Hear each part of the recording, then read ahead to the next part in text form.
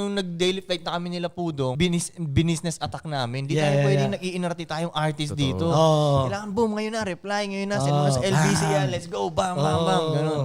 Ako nasa isip ko lagi yun na as much as possible, mapaliit ko yung boundaries and efforts between me and my money. Okay. Okay, so ang pera ko panggagalingan sa kliyente. So paano ko mapapaikli yung proseso na yun na makuha ko na yung pera at mabigay ko na yung produkto. Kung papahabain mo ng papahabain yun, ang daming pwedeng mangyari in between. Sumakit siya niya, pwede kumancel. kailangan niya umuwi ng probinsya. Mabilis cancel. Oo, na-delay yung pera niya. Cancel. Kung nung moment na sinabi niyang gusto niya yan, binigay mo na. Tapos na yung usapan, move on.